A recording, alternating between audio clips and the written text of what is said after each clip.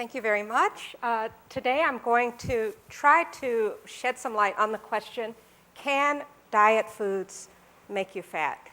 Specifically looking at these small foods in small packages and how different types of consumers might react to these types of products. I worked for years as a manager developing new products and specifically consumer packaged goods. And I know that managers are often very well intentioned in coming up with products to help consumers solve their problems, like managing their weight. And so indeed one product that has been on the market is these small foods in small packages, typically offered in 100-calorie versions. What my co-authors and I were interested in is whether indeed consumers eat fewer calories from these versions of products, and whether dieters might behave in a different way than non-dieters. So one question you might be asking is, if these little packages of products actually cost more, are people buying them? And indeed we know that they cost more. This came out of the New York Times, and you can see that these individual packs are packaged at a significant premium. So part of what people are buying in addition to the food itself is a tool to help them increase their self-control. And in fact, it's a very big business. This is from the New York Times a few years back, and even then, the revenue on these products were over $200 million a year, which is pretty significant for a new category in consumer packaged goods. So what we know from the literature is, in fact, this makes sense. There are a lot of good reasons that something smaller should influence us to eat fewer calories. So, for example, we know that smaller packages should be a cue to slow you down. When you get to the bottom of that bag and the bag's a little bit smaller, that's one signal that you might be in a place to stop eating. So it should slow our consumption. In addition, it might actually take extra effort to go and get another package and open that second package, so that is, again, sort of a trigger that should slow us down from eating. We also know from the literature that the same is true for morsel size. So people tend to complete what they're given. So this cool research that was actually done with the US Army years ago showed that we have this completion compulsion. So whatever unit of food we've been given, so we're given an ice cream cone with 1 scoop, we're going to complete that. If it's with 2 scoops, we're going to complete that. We're just going to complete that unit. And then the same is true with portion size. So there are lots of indicators that say that a smaller food in a smaller package should help us out. At the same time, we also know that dieters are very different creatures. So just by show of hands, who has seen the movie Bridget Jones' Diary? Okay, many people, over half the people in the room have seen this movie. It was a blockbuster. They even came out with a number 2. And so what's noteworthy about this movie is this character, Bridget Jones. Bridget Jones does 2 things that every classic dieter does. The first thing she does is she writes in her diary every day what her weight is, because she's doing this weigh-in, and she's also writing down what she's eating. So she's actively thinking about her weight, fluctuations in her weight, and her food intake. So that's by definition what we would call a chronic dieter, based on what we know in the dietary literature. And there are some clear differences between non-dieters and dieters. One is the non-dieters, of course, are less concerned about fluctuations in weight, food intake, not so focused on these things. Another has to do with these cues. Non-dieters tend to be more in tune to what their body is telling them. So they're going to eat when they're hungry. A dieter, on the other hand, is going to tend to eat when they get cues. So this, of course, is something that's very relevant in marketing, because we're sending many signals to people on a daily basis. Think about when you're watching television and you're getting burger ads, you're getting breakfast food ads, you're getting soda ads. And so we get lots of cues, and we know that dieters are very responsive to those in terms of having these cues influence their food consumption. The next piece has to do with coping with stress. We know that while non-dieters tend to lose their appetite when they experience stress, dieters, in fact, react in a very different way. Dieters, in fact, consume more food when they experience stress. And there's an interesting effect that's been established in the literature, which is called the what the hell effect. And what that shows is that, or the way this was tested is non-dieters and dieters would be given a food preload. So these folks would be asked to drink a milkshake. I mean, a big, kind of dense, high-calorie milkshake. And after they completed the milkshake, they would be asked if they want to eat some ice cream to go along with that. And for the non-dieters, after they've indulged, they're done. They're not consuming more calories. But with the dieters, they actually consume more ice cream after they've already indulged in the milkshake than if they hadn't had the milkshake. And so this is, in fact, the what the hell effect, where they think, okay, what the heck, the diet is shot for today, now I'm just going to go for it, because tomorrow's another day and I'll get a do-over then. Okay? So the mind of the dieter, as it relates to food, is highly emotional. It's a very emotional relationship with the food. So we wanted to look at what would happen in the lab when we introduce people to either what we call diet versions of snack foods or regular versions. So the regular versions would be what we see over here. This is what we typically would get, a pack of Chips Ahoy cookies, for example.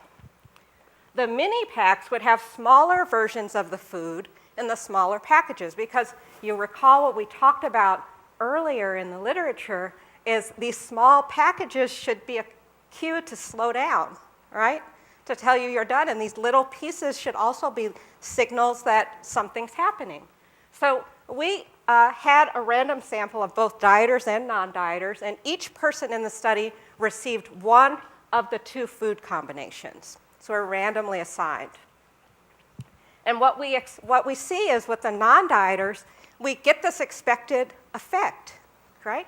So the non-dieters are consuming fewer calories when they have the small foods and the small packages, which is very consistent with these 100-calorie packs that we saw Liz eating. With the dieters, we see a very different type of behavior.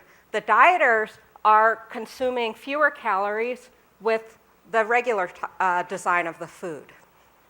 Okay? So we decided to take a look at that using a different type of snack food. In this case, we used M&Ms. So we had the M&Ms minis, they're the tiny little M&Ms, or the regular M&Ms. And we used smaller snack size bags or just a sandwich bag.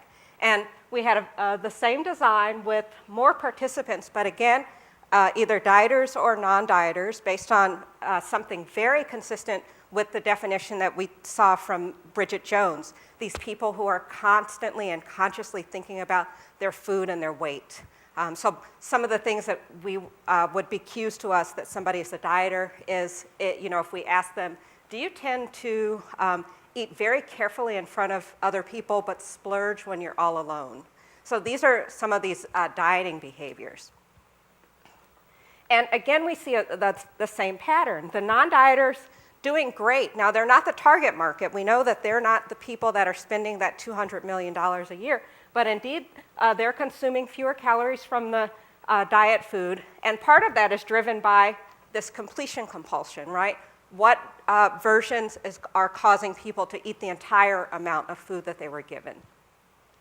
Again, we see the same pattern again with the dieters. The dieters eating fewer calories from the small foods and small packages. So I talked about this. We know dieters are very emotional about food. And we also know that there's some great research that was done, actually out of child psychology, that helped us better understand how we can regulate our emotions to try to heighten our willpower and self-control. And this came from Walter Mischel and some of his colleagues, and it's been termed the marshmallow test, where young kids would be given marshmallows and asked to try to resist eating the marshmallows. And the way they were able to try to resist the marshmallows were to imagine them as something else, to basically cool their emotional response. And think of the marshmallows as something like clouds in the sky. Whereas when Mischel triggered their hot system, he would encourage the kids to think about how sweet and chewy the marshmallows were going to taste. You can imagine when the hot system is triggered, when it's emotional and impulsive, it's harder to resist. And in fact, what we also know is that when someone's stressed out and their hot system is triggered, those things tend to amplify each other. So dieters who tend to feel a lot of stress about focusing on their diet and sticking to their diet in the first place, when they're encountering these very tempting foods that are supposed to be diet foods, and they're hot about food in the first place, this really amplifies things for them. However, if we could ask them to use some cooling techniques, perhaps this could help slow consumption. So think about the diet foods or the M&Ms, for example, not as M&Ms that would be sweet and crunchy and the chocolate would melt on their mouth, but instead to think about the M&Ms as maybe buttons on a shirt or marbles that they played with as a child, to try to cool and step away from that emotional response to the food. So we used a similar design as before, with non-dieters and dieters being randomly assigned to one of the two food options. And in addition to that, we activated either their hot system, their cool system, or we also had a control group where we didn't activate anything. So when we would activate the hot system, we would ask them to, elaborately think about how, delicious the food was going to be, and, made them actively think about all of the sensory pleasure that would come from consuming the snack food. When we activated the cool system, we asked them to step back and think about the food in a more objective way. What we find is for non-dieters, the smaller version is working, very consistent with what we see from the literature. Why aren't these hot and cool triggers dramatically affecting the patterns of consumption for non-dieters? Well, non-dieters are not emotional about food. This is not their hot trigger. These are people, maybe their hot trigger is Macy's, maybe they're compulsive shoppers. They have other areas that they need to exert self-control, but when it comes to food, this is not a factor for them. Dieters are hot about food. We actually see that there was no effect.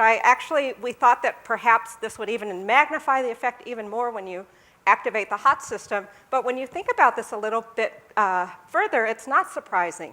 Because the dieters, they're already hot about food. They're kind of like at a ceiling. They're hot and emotional about it. So activating their hot trigger or system could mean that they just don't have anywhere else to go. But what is exciting is when we activate the cool system for the dieters, we in fact see that they can dramatically reduce their consumption. I mean, look at the differences even within the dieters at how low the caloric intake was once they activate the cool system in the context of diet food.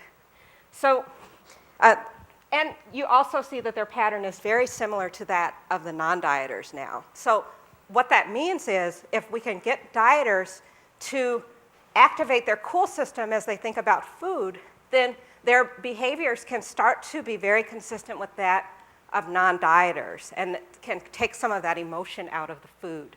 So we know that non-dieters and dieters behave quite differently when it comes to reacting to foods, especially foods that are going to have these cues that convey that they may be diet foods. Dieters are a target for these products, and it doesn't mean that these products can't work for them, but what it means is that they may need to actively think about the things that they're eating and using cooling techniques to take the emotion out of that consumption experience to help them reduce their overall calorie intake. So this is what I have to share about dieters and non-dieters. Happy to talk about it further in the reception. Very passionate about overconsumption and trying to find ways to help people slow their overconsumption when it's not desired. So thank you very much.